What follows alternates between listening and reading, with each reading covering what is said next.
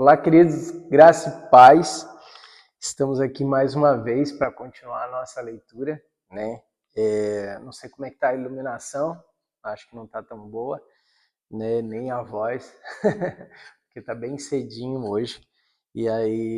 Mas eu precisava gravar esse vídeo para que a gente não ficasse atrasado nem nada, né? Então, hoje é domingo, né? Tô gravando aqui domingo, mas por conta da sequência de vídeos, tá bom? Mas vamos lá, vamos seguir, vai ser bom demais. Hoje a gente vai entrar em Juízes, né, capítulo 6 aqui já, e a gente vai até Juízes, capítulo 10, só que a gente vai parar no terceiro versículo do capítulo 10, porque já vai entrar o livro de Ruth. Lembra que eu falei que vai haver algumas mudanças na leitura aqui de Juízes? Na verdade, daqui para frente vai acontecer várias vezes isso, em vários textos, mas é porque está em ordem cronológica, né? Em ordem de acontecimento. Tá ok? Já pega seu papelzinho, sua caneta, já deixa o seu joinha, já envia para alguém, para que a gente possa seguir na nossa leitura. Amém? Vamos orar?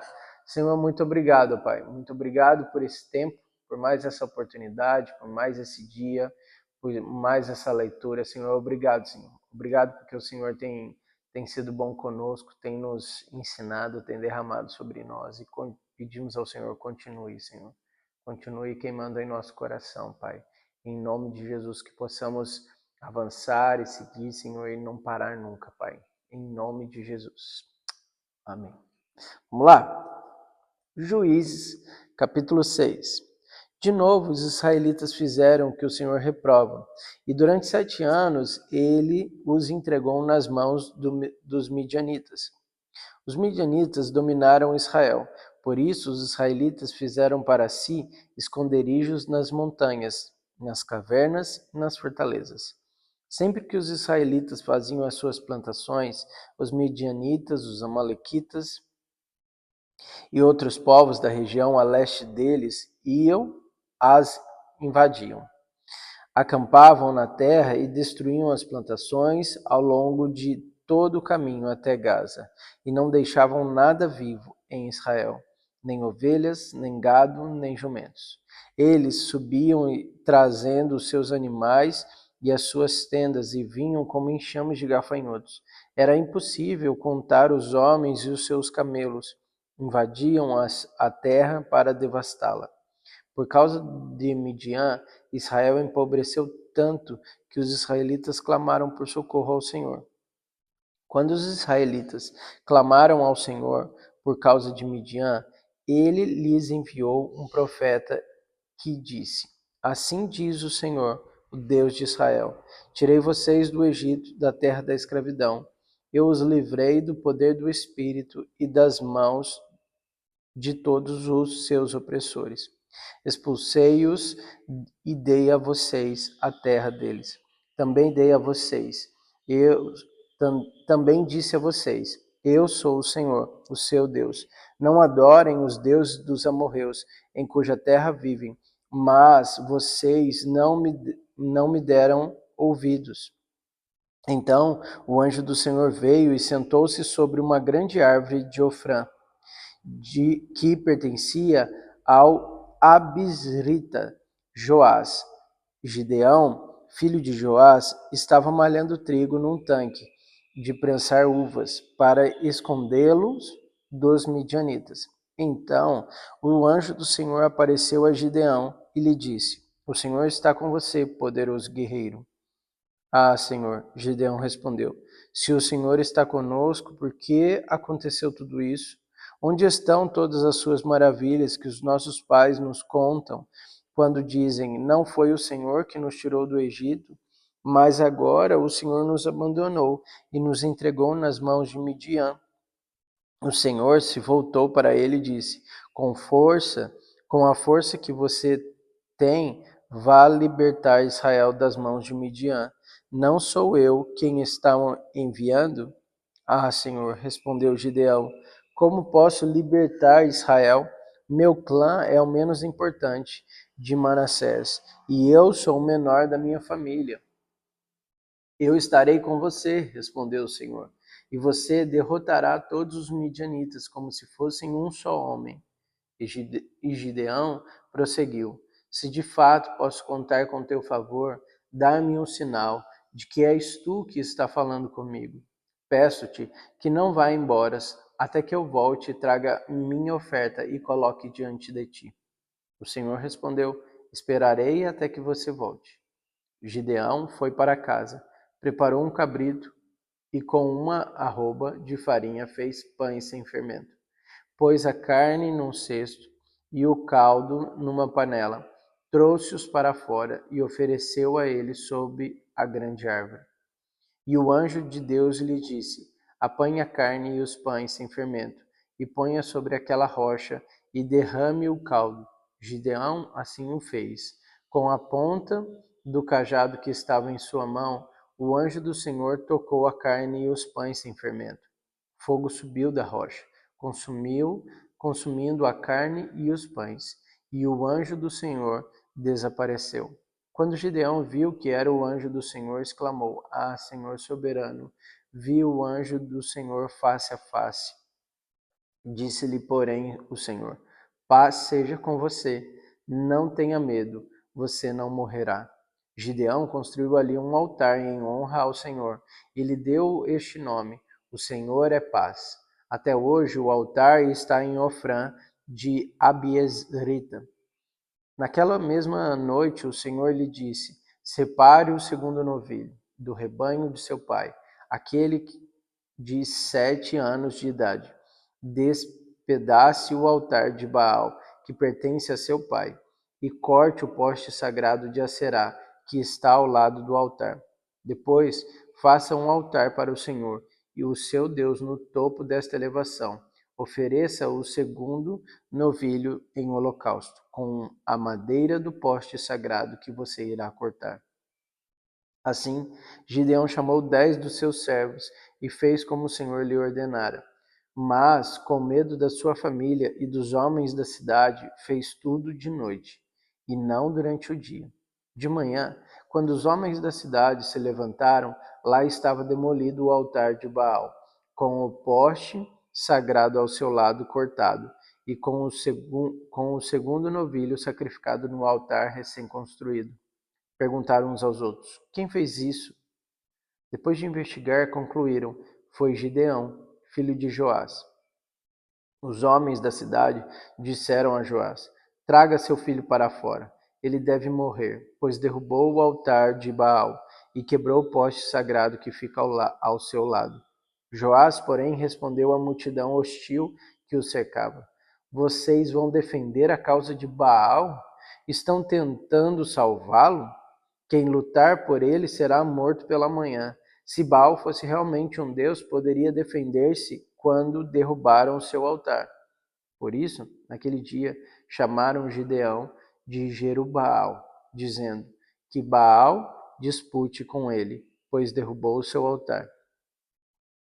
Neste meio tempo, todos os midianitas e amalequitas e outros povos que vinham a leste uniram-se aos seus exércitos, atravessaram o Jordão e acamparam no vale de Jezreel. Então o Espírito do Senhor apoderou-se de Gideão, e ele, com um toque de trombeta, convocou os abiesritas para segui-lo. Enviou mensageiros a todo Manassés, chamando as armas, e também a Aser, a Zebulon e a Naphtali, que também subiram ao seu encontro. E Gideão disse a Deus: quero saber se vais libertar Israel por meu intermédio, como prometeste. Vê, coloquei uma porção de lã na eira. Se o orvalho molhar apenas a lã e todo o chão estiver seco, saberei que tu libertarás Israel por meu intermédio, como prometeste. Assim aconteceu. Gideão levantou-se bem cedo, no dia seguinte, torceu a lã e encheu uma tigela de água do orvalho. Disse ainda Gideão a Deus: não se acenda a tua ira contra mim. Deixa-me fazer só mais um pedido. Permita-me fazer mais um teste com a lã. Desta vez, faze ficar seca a lã e o chão coberto de orvalho. E Deus assim fez. Naquela noite, somente a lã estava seca, o chão estava todo coberto de orvalho. Juízes, capítulo 7. De madrugada, Jerubaal, isto é, Gideão, e todo o seu exército acampou junto à fonte de Arode. O acampamento de Midian estava ao norte deles, no vale perto do monte Moré. E o Senhor disse a Gideão: Você tem gente demais para eu entregar Midian em suas mãos, a fim de que Israel não se orgulhe contra mim, dizendo que as suas próprias forças o libertou. Anuncie, pois, ao povo que todo aquele que estiver tremendo de medo poderá ir embora do monte Gileade. Então, 22.000 homens partiram, e ficaram apenas 10.000. Mas o Senhor tornou a dizer a Gideão: Ainda há gente demais.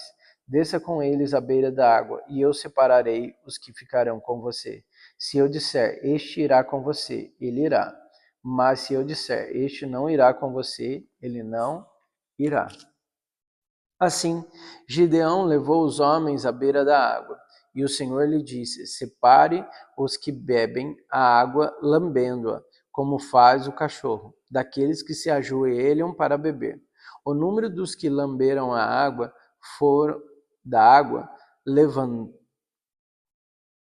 levando-a com as mãos à boca, foi de 300 homens.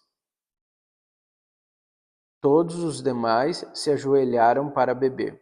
O Senhor disse a Gideão: Com os 300 homens que lamberam a água, livrarei você e os entregarei aos midianitas das suas mãos. Mande para casa todos os outros homens. Gideão mandou os israelitas para suas tendas, mas reteve os 300. E estes ficaram com as provisões e as trombetas dos que partiram. O acampamento de Midian ficava abaixo deles no vale. Naquela noite o Senhor disse a Gideão: Levante-se e desça ao acampamento, pois vou entregá-lo nas suas mãos. Se você está com medo de atacá-los, desça ao acampamento com o seu servo Pura e ouça o que estiverem dizendo. Depois disso, você terá coragem para atacar. Então ele e o seu servo Pura desceram até os postos avançados do acampamento. Os midianitas, os amalequitas e todos os outros povos que viviam a leste haviam se instalado no vale. Eram numerosos como nuvens de gafanhotos. Assim como não se pode contar a areia da praia, também não se podia contar os seus camelos. Gideão chegou bem no momento em que um homem estava contando o seu sonho a um amigo. Tive um sonho, dizia ele. Um pão de cevada vinha rolando dentro do acampamento midianita e atingiu a tenda com tanta força que ela tombou e se desmontou.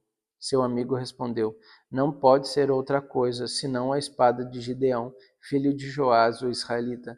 Deus entregou os midianitas e todo o acampamento nas mãos dele.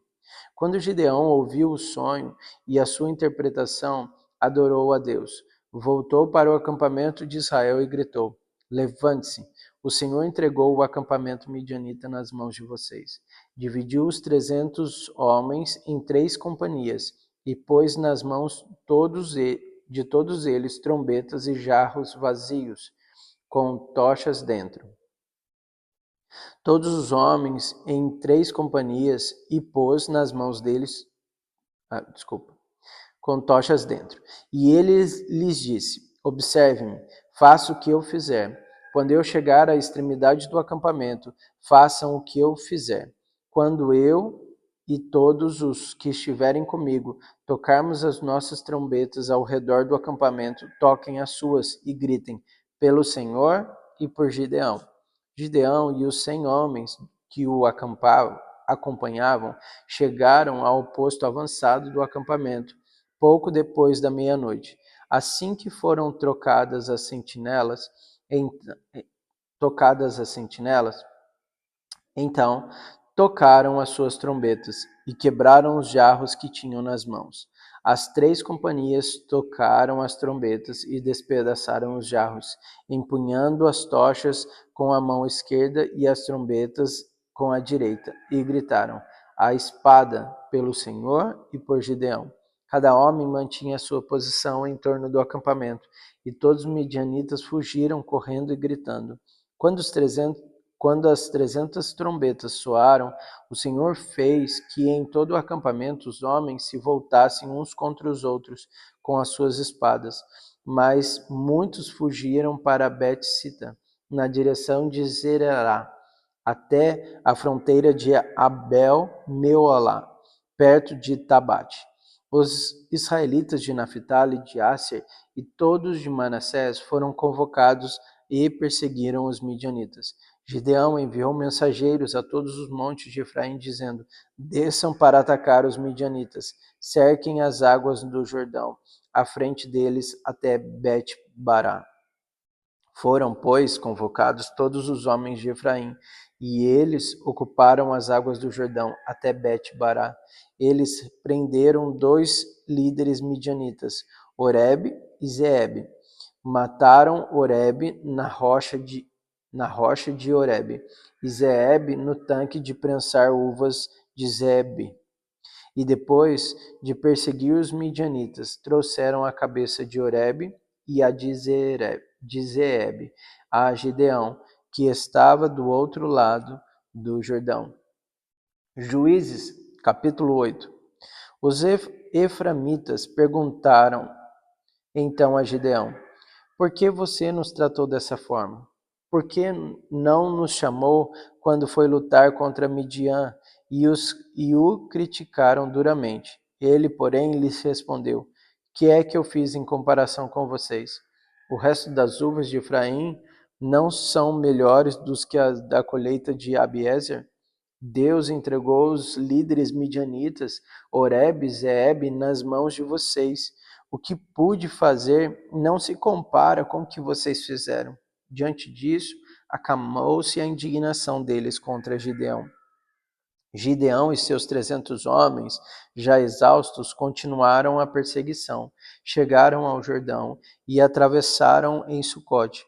Disse ele aos homens dali: peço-lhes um pouco de pão para as minhas tropas. Os homens estão cansados e eu ainda estou perseguindo os reis de Midian, Zeba e Zalmuna. Os líderes de Sucote, porém, disseram: ainda não estão em seu poder Zeba e Zalmuna?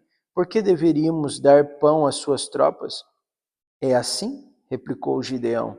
Quando o Senhor entregar Zeba e Zalmuna nas minhas mãos, rasgarei a carne de vocês com espinhos e espinheiros do deserto. Dali subiu a Peniel e fez o mesmo pedido aos homens de Peniel.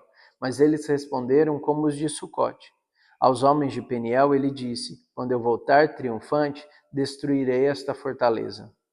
Ora, Zeba e Zalmuna estavam em Carcor, e com eles cerca de 15.000 homens. Estes foram todos os que sobraram dos exércitos dos povos que vinham do leste, pois 120.000 homens que portavam espadas tinham sido mortos. Gideão subiu pela rota dos nômades, a leste de Noba e Jogbeá, e atacou de surpresa o exército. Zeba e Zalmuna, os 2 reis de Midian, fugiram, mas ele os perseguiu e os capturou, derrotando também o exército. Depois Gideão, filho de Joás, voltou da batalha pela subida de Heres.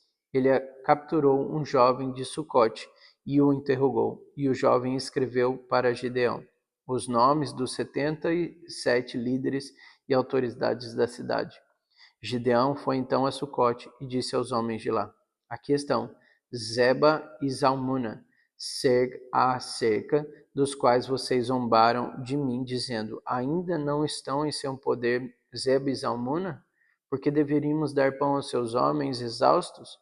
Gideão prendeu os líderes da cidade de Sucote, castigando-os com espinhos e espinheiros do deserto. Depois derrubou a fortaleza de Peniel e matou os homens daquela cidade. Então perguntou Zeba e Zalmuna: como eram os homens que vocês mataram em Tabor? Eram como você? Responderam. Com cada um tinha um porte de um príncipe. Gideão prosseguiu: aqueles homens eram meus irmãos, filhos de minha própria mãe. Juro pelo nome do Senhor, que se você tivesse poupado a vida deles, eu não mataria vocês. E Gideão voltou-se para Jéter, seu filho mais velho, e lhe disse: mate-os. Jéter, porém, teve medo e não desembainhou a espada, pois era muito jovem. Mas Zeba e Zalmuna disseram: venha, mate-nos você mesmo. Isso exige coragem de homem. Então Gideão avançou e os matou e tirou os enfeites do pescoço dos camelos deles. Os israelitas disseram a Gideão: reine sobre nós, você, seu filho, seu neto, pois você nos libertou das mãos de Midian. Não reinarei sobre vocês, respondeu-lhes Gideão, nem meu filho reinará sobre vocês. O Senhor reinará sobre vocês. E prosseguiu: só lhes faço um pedido, que cada um de vocês dê-me um brinco da sua parte dos despojos. Os ismaelitas costumavam usar brincos de ouro. Eles responderam: de boa vontade os daremos a você. Então estenderam uma capa a cada homem, jogou sobre ela um brinco tirado dos seus despojos. O peso dos brincos de ouro chegou a 20,5 kg, sem contar os enfeites, os pendentes e as roupas de púrpura que os reis de Midian usavam, e os colares que estavam no pescoço dos seus camelos. Gideão usou o ouro para fazer um manto sacerdotal, que ele colocou em sua cidade, em Ofra. Todo Israel prostituiu-se, fazendo dele objeto de adoração, e veio a ser uma armadilha para Gideão e a sua família. Assim, Midian foi subjugado pelos israelitas e não tornou a erguer a cabeça. Durante a vida de Gideão, a terra desfrutou paz, 40 anos. Jerubaal, filho de Joás, retirou-se e foi para casa, onde ficou morando. Teve 70 filhos, todos gerados por ele, pois tinha muitas mulheres. Sua concubina, que morava em Siquém, também lhe deu um filho, a quem ele deu o nome de Abimeleque. Gideão, filho de Joás, morreu em idade avançada e foi sepultado no túmulo de seu pai Joás, em Ofrá dos Abiezrita. Logo, depois que Gideão morreu, os israelitas voltaram a prostituir-se com os Baalins, cultuando-os. Ergueram Baal-berite como seu Deus. E não se lembraram do Senhor, seu Deus, que os tinha livrado das mãos dos seus inimigos em redor. Também não foram bondosos com a família de Jerubaal, isto é, Gideão, pois não reconheceram todo o bem que ele tinha feito em Israel. Juízes, capítulo 9. Abimeleque, filho de Jerubaal, foi aos irmãos de sua mãe, em Siquém, e disse a eles e a todos os clãs da família de sua mãe: perguntem a todos os cidadãos de Siquém o que é melhor para eles, ter todos os 70 filhos de Jerubaal governando sobre eles, ou somente um homem. Lembre-se de que eu sou o sangue do seu sangue. Os irmãos da sua mãe repetiram tudo aos cidadãos de Siquém, e estes mostraram propensos a seguir Abimeleque, pois disseram: ele é nosso irmão. Deram-lhe 70 peças de prata tirada do templo de Baal-berite, as quais Abimeleque usou para contratar alguns desocupados e vadios que se tornaram seus seguidores. Foi à casa de seu pai, em Ofra, e matou seus 70 irmãos, filhos de Jerubaal, sobre uma rocha. Mas Jotão, o filho mais novo de Jerubaal, escondeu-se e escapou. Então todos os cidadãos de Siquém e de Bet-Milo reuniram-se ao lado do carvalho, junto à coluna de Siquém, para coroar Abimeleque rei. Quando Jotão soube disso, subiu ao topo do monte Gerizim e gritou para eles: Ouçam-me, cidadãos de Siquém, para que Deus os ouça. Certo dia, as árvores saíram para ungir um rei para si. Disseram à oliveira: Seja o nosso rei. A oliveira, porém, respondeu: Deveria eu renunciar o meu azeite, com o qual presta honra aos deuses e aos homens, para dominar sobre as árvores? Então as árvores disseram à figueira: Venha ser o nosso rei. A figueira, porém, respondeu: Deveria eu renunciar ao meu fruto, saboroso e doce, para dominar sobre as árvores? Depois as árvores disseram à videira: Venha ser o nosso rei.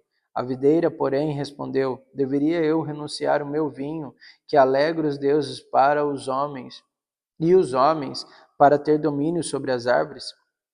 Finalmente, todas as árvores disseram ao espinheiro: Venha ser o nosso rei. O espinheiro disse às árvores: Se querem realmente ungir-me rei sobre vocês, venham, abriguem-se na minha sombra. Do contrário, sairá fogo do espinheiro e consumirá até os cedros do Líbano. Será que vocês agiram de fato com sinceridade quando fizeram Abimeleque rei? Foram justos com Jerubaal e sua família como ele merecia? Meu pai lutou por vocês e arriscou a vida para livrá-los das mãos dos Midian. Hoje, porém, vocês se revoltaram contra a família de meu pai e mataram seus 70 filhos sobre a mesma rocha. E proclamaram Abimeleque, o filho da sua escrava, rei sobre os cidadãos de Siquém, pelo fato de ser irmão de vocês. Se hoje vocês de fato agiram com sinceridade para com Jerubaal e sua família, alegrem-se com Abimeleque e alegrem-se ele com vocês. Entretanto, se não foi assim, que saia fogo de Abimeleque e consuma os cidadãos de Siquém e de Bet-Milo, e que saia fogo dos cidadãos de Siquém e de Bet-Milo e consuma Abimeleque. Depois, Jotão fugiu para Beer, onde ficou morando longe de seu irmão Abimeleque. Fazia 3 anos que Abimeleque governava Israel, quando Deus enviou um espírito maligno entre Abimeleque e os cidadãos de Siquém, e estes agiram traiçoeiramente contra Abimeleque. Isso aconteceu para que o crime contra os 70 filhos de Jerubaal e o derramamento de sangue deles fosse vingado em seu irmão Abimeleque e nos cidadãos de Siquém, que os ajudaram a assassinar os seus irmãos. Os cidadãos de Siquém enviaram homens para o alto da colina para emboscarem os que passaram por ali. Abimeleque foi informado disso. Neste meio tempo, Gaal, filho de Ebed, mudou-se com seus parentes para Siquém, cujos cidadãos confiavam nele.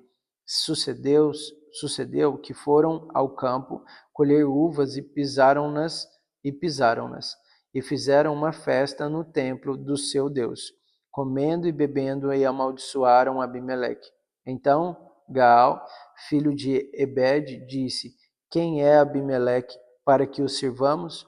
E quem é Siquém? Não é ele o filho de Jerubaal? E não é Zebul que o seu representante?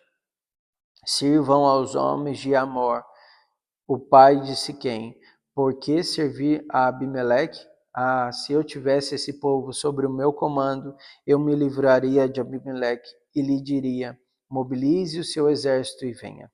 Quando Zebul, o governante da cidade, ouviu o que dizia Gaal, filho de Ebed, ficou indignado. Secretamente enviou mensageiros a Abimeleque, dizendo: Gaal, filho de Ebed, e seus parentes vieram a Siquém. Estão agitando a cidade contra você. Venha de noite, você e seus homens, e fiquem à espera no campo. De manhã, ao nascer do sol, avance contra a cidade. Quando Gaal e sua tropa atacarem, faça com eles o que achar melhor. E assim Abimeleque e todas as suas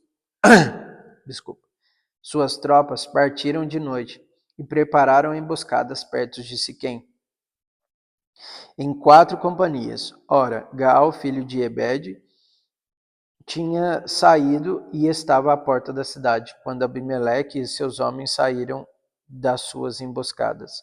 Quando Gaal os viu, disse a Zebul: Veja, vem gente descendo dos altos das colinas. Zebul, porém, respondeu: Você está confundindo as sombras dos montes com homens? Mas Gaal tornou a falar: Veja, vem gente descendo da parte central do território. É uma companhia e está vindo pelo caminho do carvalho dos adivinhadores. Disse-lhe Zebul: Onde está toda aquela sua conversa? Você dizia quem é Abimeleque para que o sirvamos? Não são estes os homens que você ridicularizou? Saia e lute contra eles. Então Gaal conduziu para fora os cidadãos de Siquém e lutou contra Abimeleque. Abimeleque os perseguiu e ele fugiu. Muitos dos homens de Siquém caíram mortos ao longo de todo o caminho até a porta da cidade. Abimeleque permaneceu em Arumá. Zebul expulsou Gaal e os seus parentes de Siquém. No dia seguinte, o povo de Siquém saiu aos campos e Abimeleque ficou sabendo disso. Então, dividiu seus homens em 3 companhias e armou a emboscada no campo. Quando viu o povo saindo da cidade, levantou-se contra ele e o atacou. Abimeleque e as suas tropas que estavam com ele avançaram até a porta da cidade. Então, 2 companhias avançaram sobre os que estavam nos campos e os mataram. E Abimeleque atacou a cidade o dia todo até conquistá-la e matar o seu povo. Depois destruiu a cidade e espalhou sal sobre ela. Ao saberem disso, os cidadãos estavam na torre de Siquém, entraram na fortaleza do templo de El-Berite. Quando Abimeleque soube que se haviam reunido lá, ele e todos os homens subiram ao monte Zalmon. E ele apanhou um machado, cortou um galho da árvore e o pôs nos ombros. Então deu esta ordem aos homens que estavam com ele: Rápido, façam o que estou fazendo. Todos os homens cortaram galhos e seguiram Abimeleque, empilhando os galhos junto à fortaleza e a incendiaram. Assim morreu todo o povo que estava na torre de Siquém, cerca de 1000 homens e mulheres. E Abimeleque, a seguir, Abimeleque foi a Tebes, sitiou-se e a conquistou-a. Mas dentro da cidade havia uma torre bastante forte, para o qual fugiram todos os homens e mulheres, todo o povo da cidade. Trancaram-se por dentro e subiram para o telhado da torre. Abimeleque foi para a torre e atacou-a. E quando se aproximava da entrada da torre para incendiá-la, uma mulher jogou uma pedra de moinho na cabeça dele e lhe rachou o crânio. Imediatamente, ele chamou seu escudeiro e lhe ordenou: Tire a espada e mate-me, para que não digam que uma mulher me matou. Então o jovem o atravessou e ele morreu. Quando os israelitas viram Abimeleque, que estava morto, voltaram para casa. Assim, Deus retribuiu a maldade de Abimeleque, praticara contra o seu pai, matando seus 70 irmãos. Deus fez também os homens de Siquém pagarem por toda a sua maldade. A maldição de Jotão, filho de Jerubaal, caiu sobre eles. Juízes, capítulo 10. Depois de Abimeleque, um homem de Issacar chamado Tolá, filho de Puá, filho de Dodô, levantou-se para libertar Israel. Ele morava em Samir, nos montes de Efraim. Ele liderou Israel durante 23 anos, então morreu e foi sepultado em Samir. Depois dele veio Jair, de Gileade. Liderou Israel durante 22 anos. Teve 30 filhos, que montavam 30 jumentos. Ele tinha autoridade sobre 30 cidades, as quais até hoje são chamadas povoados de Jair, e ficam em Gileade. Quando Jair morreu, foi sepultado em Camon. E a gente vai parar por aqui, né? Vamos parar aqui no versículo 5, né, do capítulo 10 de Juízes, mas amanhã a gente continua e a gente vai entrar no livro de Ruth, né? Essa história maravilhosa do livro de Ruth. Amém? Que Deus te abençoe e até amanhã.